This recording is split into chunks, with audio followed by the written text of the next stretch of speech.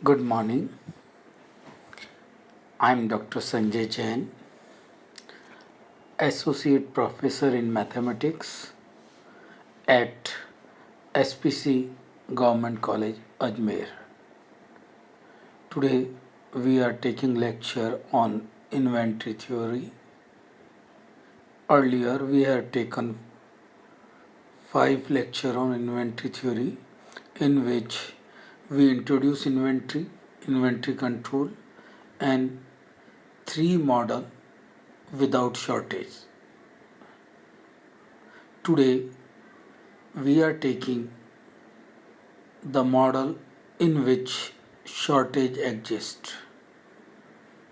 So, as we saw in the classification of inventory, that 3 model are in the without shortage model and 3 is in the with shortage model. So, we are taking first basic model of with shortage model today.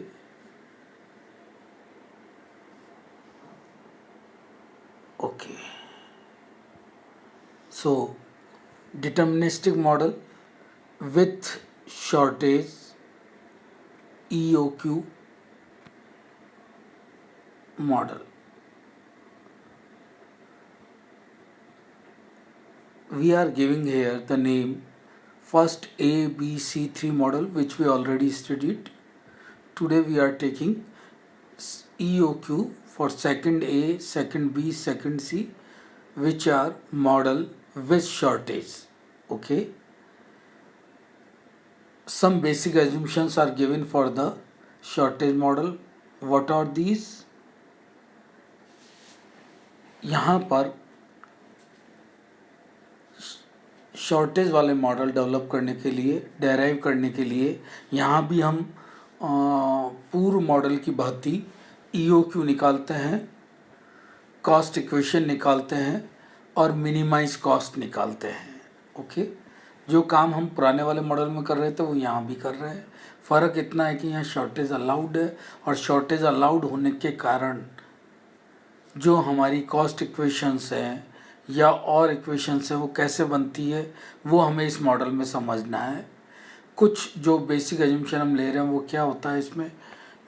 Demand is at uniform rate R unit of quantity per unit of time. Demand rate uniform है हर cycle में. Okay. Production is instantaneous. Production rate K is an infinite. Production बहुत हो रहा है लेकिन shortage फिर भी है. ठीक है.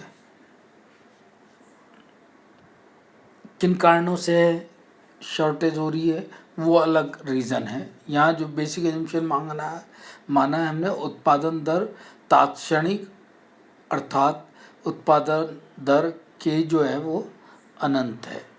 Lead time L is equal to 0 यहाँ दिया हुआ है. ये जिस भी बुक से लिया है ये गलत दिया हुआ है. बिकॉज जो शॉर्टेज है, अगर मॉडल विथ शॉर्टेज है तो शॉर्टेज में आपके पास कुछ अवस्था या कुछ समय ऐसा रहेगा जब आपके पास सामान नहीं होगा. जबकि हमारा लीड टाइम का डेफिनेशन क्या है. सामान देने और सामान प्राप्त करने के बीच में लगा समय.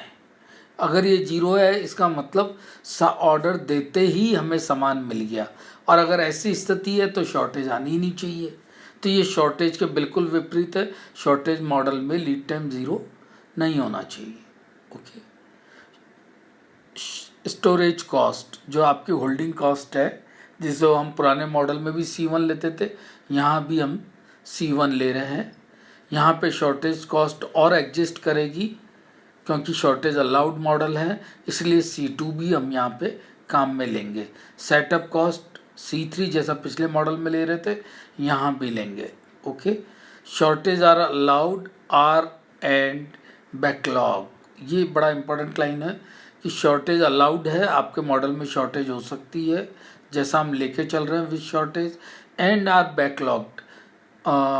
बैकलॉग का मतलब क्या है. जिसको हम पूरा करना चाहते हैं ताकि हमारी कम से कम शॉर्टेज हो. बैकलॉग वापस से हमें माल मिलता जाए.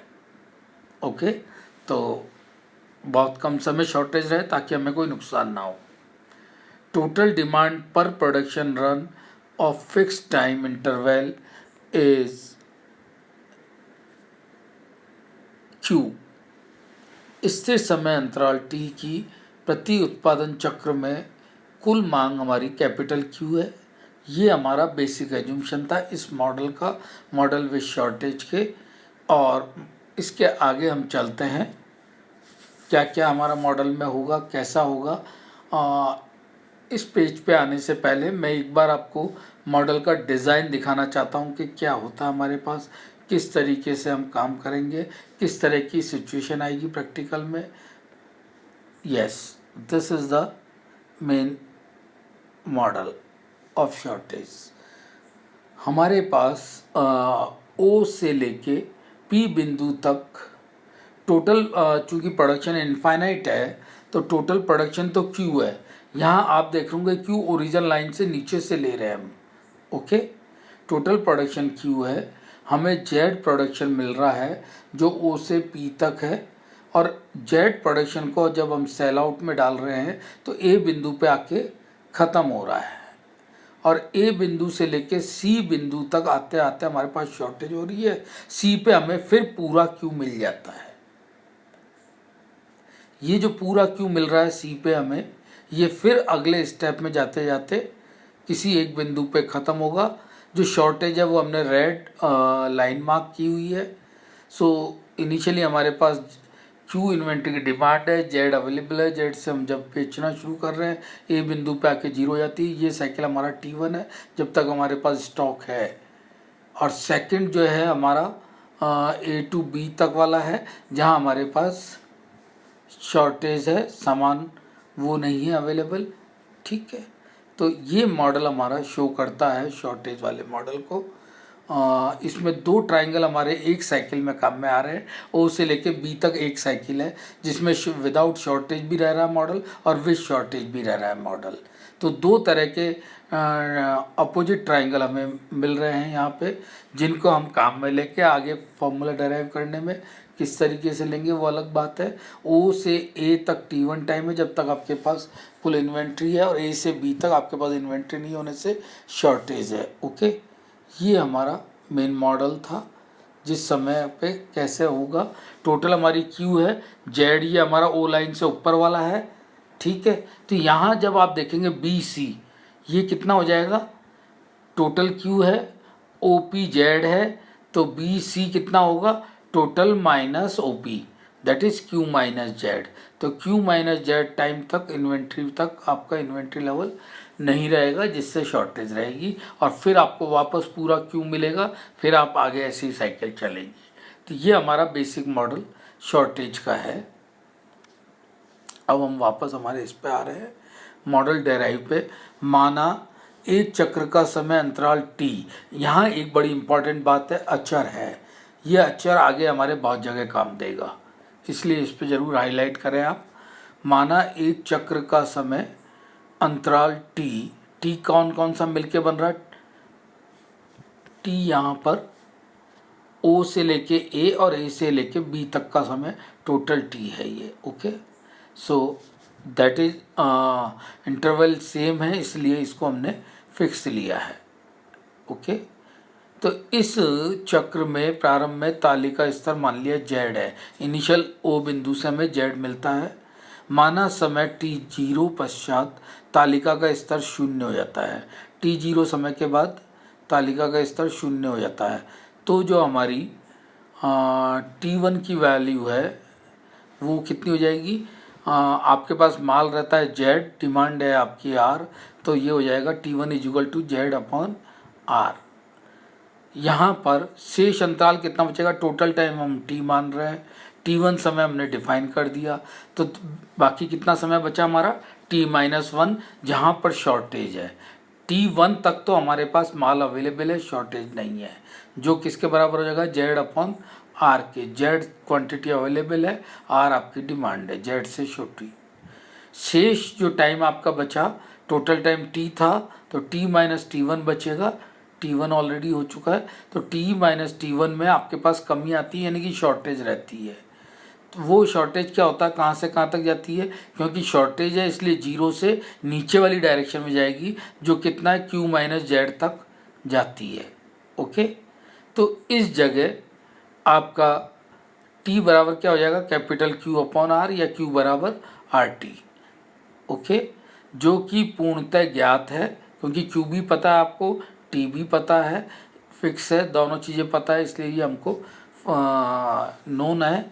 और यहाँ पे जो बात हमने सबसे ऊपर ली थी, वापस बड़ा इम्पोर्टेंट, हमने ब्लू लाइन में इसको एन सर्किल किया है, क्योंकि T अचर है, इस अचर होने का एक बड़ा रोल आने वाला है जो हमें ध्यान रखना है। तालिका का अभाव चित्रानुसार प्रदर्शित है, जो भी हमने देखा था वापस से हम देखेंगे एक बार, जब उस स्लाइड पर पहुँचेंगे, एक बार समझने के लिए हम देख चुके हैं। तालिका प्रति उत्पादन होल्डिंग कॉस्ट कितनी लगेगी, वो होगी हमारी C1 इंटू, जब तक आपके पास सामान रह रहा आपके पास पहले ट्राइंगल तक, तो C1 इंटू ट्राइंगल OAP का क्षेत्रफल। ओके, OAP क्या है आपका, जो हाइट है इसकी वो Z है और बेस है वो कितना है, T1 है, तो कितना हो जाएगा एरिया इसका, हाफ ZT1, तो C1 इंटू हाफ ZT1, ये हमारा फॉर्मूला आ जाएगा इसका, C1 इंटू एरिया। और आप ध्यान से देखेंगे तो T1 हमारा क्या है, Z अपॉन R, ऊपर जो सबसे हमने ले रखा है। तो यहाँ पे हम चूंकि इसको कंसेप्ट को फंक्शन बनाना चाहते हैं Z में, तो हम T1 की जगह रख देंगे Z अपॉन R, तो ये बन जाएगा half C1 Z square upon R। ये हमारी होल्डिंग कॉस्ट या C1 जो है, जो लगनी है, वो ये कॉस्ट हम दिखाना चाह रहे हैं। नेक्स्ट हम आ रहे हैं, डायग्राम हमने पहले ही क्लियर कर लिया था। अब हम आ रहे हैं कि हमारी जो शॉर्टेज कॉस्ट है, शॉर्टेज कॉस्ट कौन से ट्राइंगल से दिखेगी, ABC से, जो ओरिजिन लाइन O से नीचे वाले हैं वो सब शॉर्टेज है। प्रति चक्र अभाव लागत वो होगी C2 इंटू इस वाले ट्राइंगल का जो ओरिजिन से नीचे है, ABC का क्षेत्रफल। ABC के क्षेत्रफल में हमारे पास क्या है, टोटल टाइम T था, OA T1 है, तो AB कितना बच जाएगा, T माइनस T1, तो बेस हो गया हमारा T माइनस T1। और हाइट कितनी है हमारी, टोटल इन्वेंट्री Q थी, OP Z था, तो ये वाली हाइट जो इस ट्राइंगल की बनेगी शॉर्टेज वाले की, वो क्या रह जाएगी, Q माइनस Z। तो इसका जो एरिया का फॉर्मूला बनेगा वो क्या बनेगा, half Q minus Z into T minus T1। तो जब हम इसको मल्टीप्लाई करके रखेंगे, half C1 Q minus Z और T माइनस T1 दोनों की वैल्यू जो पिछली स्लाइड थी हमारी, यहाँ पहली और दूसरी इक्वेशन जो ऊपर अपन ने डिफाइन करी है, इनसे T और T1 की वैल्यू यहाँ रख रहे हैं हम in terms of Q and Z। जब ये टर्म्स हम रख रहे हैं तो हमारे पास जो कॉस्ट बन रही है शॉर्टेज कॉस्ट C2, वो हो जाएगा C2 upon 2R Q minus Z का होल स्क्वायर। ओके, आर एलसीएम लेंगे तो Q माइनस जेड बनेगा ऊपर और एक Q माइनस जेड बाहर है, तो ये टर्म हमारे पास शॉर्टेज कॉस्ट का होगा। इसके बाद ये हम पिछले स्लाइड में भी देख चुके हैं और फिर हमने यहाँ भी देखा, T कैसा है हमारा, कांस्टेंट है, और T कांस्टेंट होने की वजह से जो सेटअप कॉस्ट है वो भी कांस्टेंट होगी, क्योंकि T कांस्टेंट है, कितनी समय तक आपको कांस्टेंट रखना पड़ेगा, आपके सेटअप कॉस्ट कितना रखना पड़ेगा वो भी एक फिक्स होगा, इसलिए कांस्टेंट होगा। अतः सेटअप कॉस्ट हमारी क्या होगी, कांस्टेंट होगी, और इसलिए हम इसको कुल लागत में शामिल नहीं कर रहे हैं, क्योंकि आपने पिछले मॉडल्स में देखा है, जब भी हम कुल लागत में ज्वाइन भी कर लेंगे, जब हम इसको डिफ्रेंशिएट करेंगे तो कांस्टेंट टर्म होने से किस में चला जाएगा, जीरो में चला जाएगा, इसलिए यहाँ हम इसको ऐड ही नहीं कर रहे हैं। तो हमने C1 निकाल लिया, हमने C2 निकाल लिया। अब जो हम कॉस्ट इक्वेशन निकालना चाहते हैं तो हमें इन कॉस्ट के सम करने पड़ेंगे। इस स्लाइड में आप देख सकते हैं, हमने CZ में फंक्शन बनाया जिसमें हमने पहली इक्वेशन भी जोड़ ली, होल्डिंग कॉस्ट, दूसरी शॉर्टेज कॉस्ट भी जोड़ ली, और यहाँ पे टी का भाग भी दे दिया है हमने प्रति इकाई लेने के लिए। तो जो काम हमने पहले 2 मॉडल में किए वही हम यहाँ कर रहे हैं। पहले वाले तीनों मॉडल में C2 0 होता था, C1 और C3 से रिलेटेड होते थे। यहाँ C3 0 है, C1 और C2 से रिलेटेड टर्म हमने ले ली है। टी का जब हमने यहाँ भाग दिया तो टी को हम R/Q लिख सकते हैं।